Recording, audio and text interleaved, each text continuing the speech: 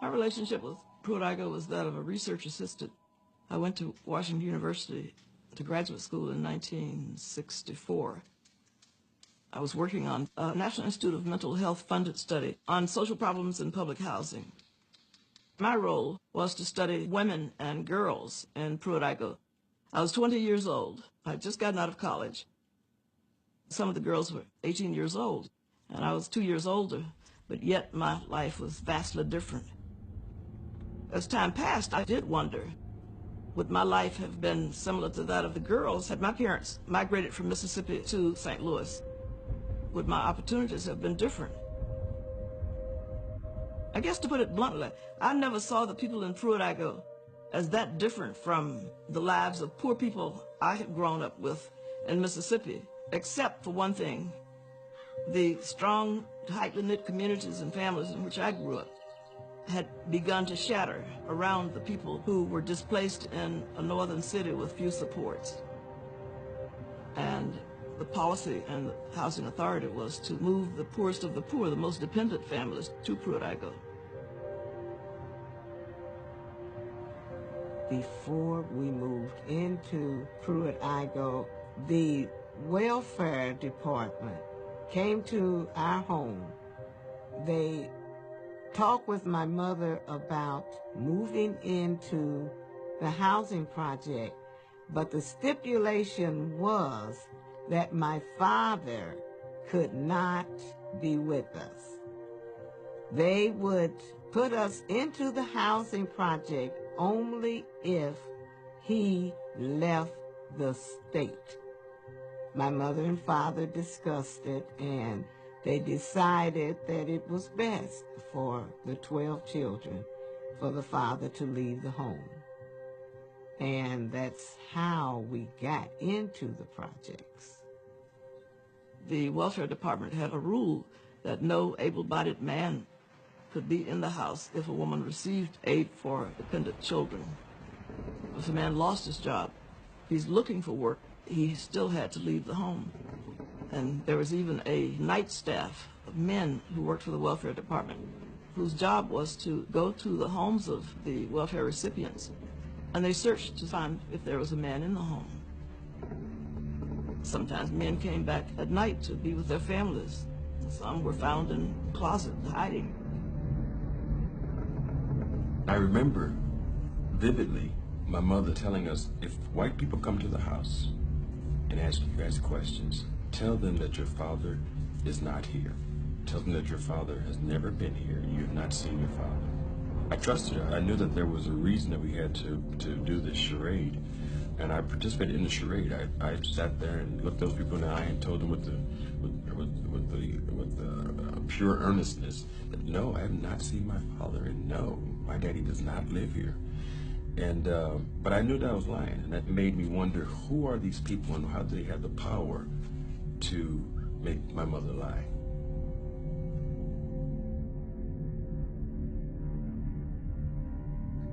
We're giving you money.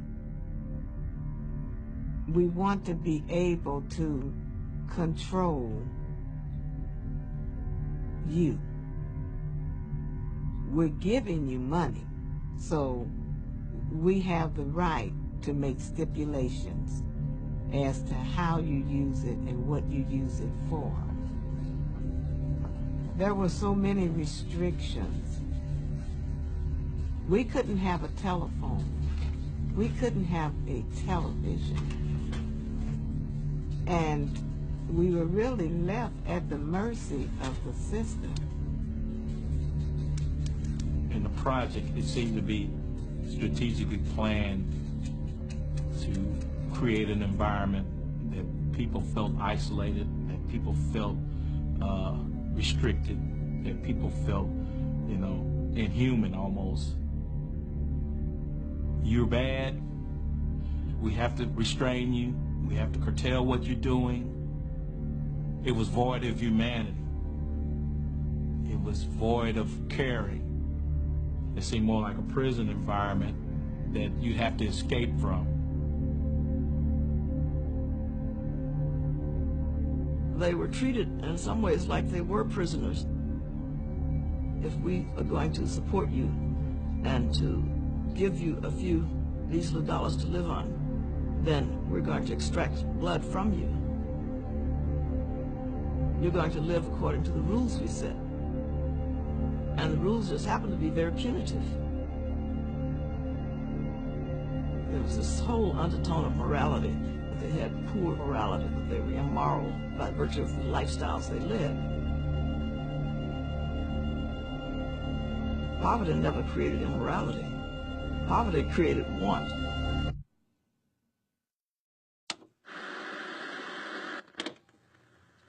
When we first moved in the projects, we couldn't have a television. Here it is. And then my mother got a letter that we could have TV. Barbie's dream house is a wish come true for both of you. And look.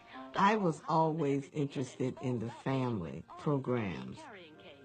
Programs with fathers.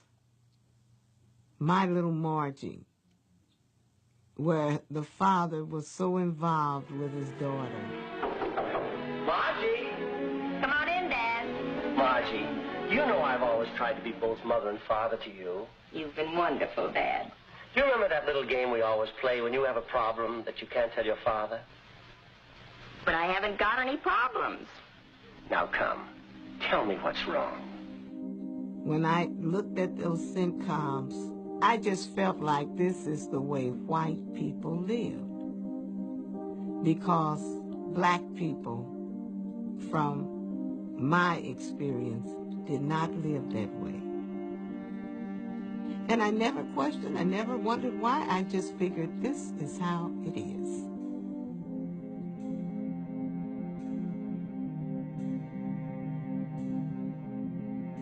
We have our home here, and if the colored move in and run real estate values down, it's bound to create tension.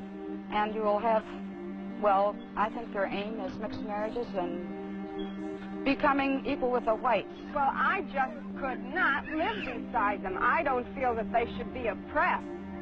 But I moved here, one of the main reasons was because it was a white community. And that's the only place I intend to live.